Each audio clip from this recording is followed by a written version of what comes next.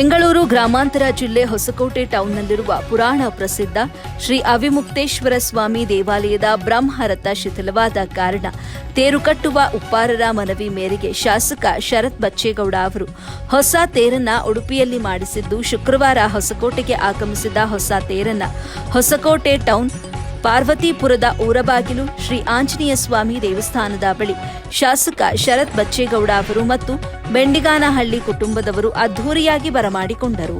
ಈ ಸಂದರ್ಭದಲ್ಲಿ ಮಾಧ್ಯಮದವರೊಂದಿಗೆ ಮಾತನಾಡಿದ ಶಾಸಕರು, ಪುರಾಣ ಪ್ರಸಿದ್ಧ ಶ್ರೀ ಅವಿಮುಕ್ತೇಶ್ವರ ಸ್ವಾಮಿ ದೇವಾಲಯದಲ್ಲಿ ಮೈಸೂರು ಮಹಾರಾಜರು 122 ವರ್ಷಗಳ ಹಿಂದೆ ಬುದ್ಧ ಪೌರ್ಣಿಮೆಯಂದು ಬ್ರಹ್ಮ ರಥೋತ್ಸವವನ್ನು ಪ್ರಾರಂಭ ಮಾಡಿದ್ದು, ಈ ತೇರು ಈಗ ಶಿಥಿಲವಾಗಿದ್ದು ನೂತನ ರಥ ಮಾಡಿಸುವ ಸೌಭಾಗ್ಯ ನಮಗೆ ದೊರೆತಿರುವುದು ನಿಜಕ್ಕೂ ಸಂತೋಷ ತಂದಿದೆ ಅಂತ ಹೇಳಿದ್ರು. ಅಲ್ಲದೆ ರಥದ ಸ್ವಾಗತಕ್ಕೆ ಆಗಮಿಸಿರುವ ಸಮಸ್ತ ಜನತೆಗೆ ಧನ್ಯವಾದಗಳನ್ನು ತಿಳಿಸಿದ್ರು.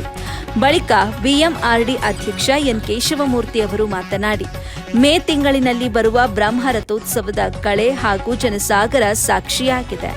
ನಮ್ಮ ಜನ್ಮದ ಅತಿ ಅಮೂಲ್ಯವಾದ ದಿನವಾಗಿದ್ದು, ಇಂತಹ ಅಪರೂಪದ ರಥ ಮಾಡಿಸುವ ಹಿಂದಿನ ಪರಿಶ್ರಮ ಮತ್ತು ನಮ್ಮ ಶಾಸಕರಾದ ಶರತ್ ಬಚ್ಚೇಗೌಡ ಅವರು ಹಾಗೂ ಈ ಸೇವೆಯಲ್ಲಿ ನಾವು ಪಾಲ್ಗೊಂಡಿರುವುದು ನಮ್ಮಗಳ ಪುಣ್ಯ ಅಂತ ಹೇಳಿದ್ರು.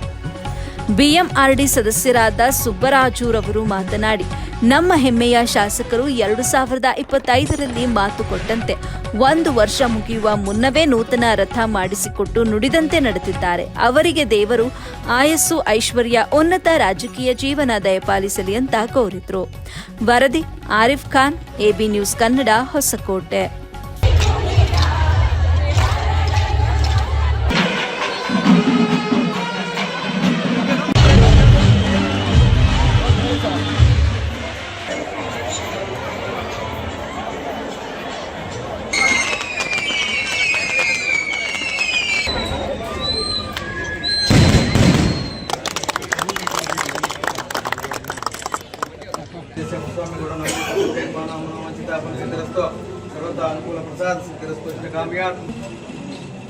श्रीमन्महागणाधिपतये नमः. काश्मीरकरकदरीपन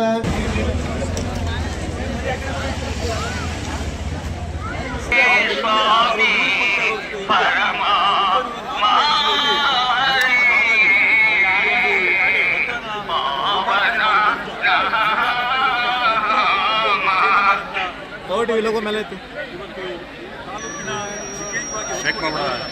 ಎಲ್ಲ ಭಾಗಗಳಿಂದ ಬಂದ ಬ್ರಹ್ಮರಥೋತ್ಸವದ ಮೇಯಲ್ಲಿ ಬರ್ತಕ್ಕಂಥ ಬ್ರಹ್ಮರಥೋತ್ಸವ ಇವತ್ತು ಕಾಣ್ತಾ ಇದೆ. ಅಂದರೆ ನಮ್ಮ ಹೊಸಕೋಟೆ ಜನರಿಗೆ, ಭಕ್ತಾದಿಗಳಿಗೆ, ಔಪಚಾರಿಕರಿಗೆ ಬಹಳ ಪ್ರೀತಿ, ವಿಶ್ವಾಸ. ಅದರಿಂದ ಈಗ ನಮ್ಮ ಕಾಣ್ತಿರೋ ಜನಸಾಗರ ಅದಕ್ಕೆ ಪ್ರತಿಜ್ಞೆ ಕಾಣಿಸ್ತಾ ಇದೆ. ಈಗ ನಿಮಗೆಲ್ಲ ಗೊತ್ತಿದ್ದಾಗೆ ಈ ವಾರದಿಂದ ನಾವು ಏನು ಪ್ರಚಾರ ಆಗಿದೆ, ಬಂದಿದೆ. ಲಾಸ್ಟ್ 11 ತಿಂಗಳ ಹಿಂದೆಗಡೆ ನಾವು ಮರ ಕಟ್ ಮಾಡೋಕ್ಕೆ ಸ್ಟಾರ್ಟ್ ಮಾಡಿದ್ವಿ. ಬ್ರಹ್ಮರಥೋತ್ಸವ ಮರ ಕಟ್ ಮಾರ್ಚ್ ಏಪ್ರಿಲಲ್ಲಿ ಸ್ಟಾರ್ಟ್ ಮಾಡಿದ್ವಿ.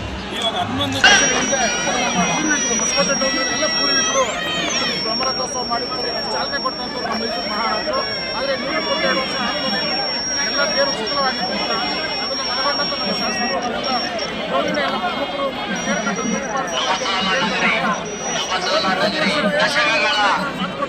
ದಶಕಗಳ ನಮ್ಮ ಕಾಯುವಿಕೆಗೆ ನಮ್ಮ ಹೊಸ ತೇರನ್ನು ಉಡುಗೊರೆಯಾಗಿ ನೀಡಿದ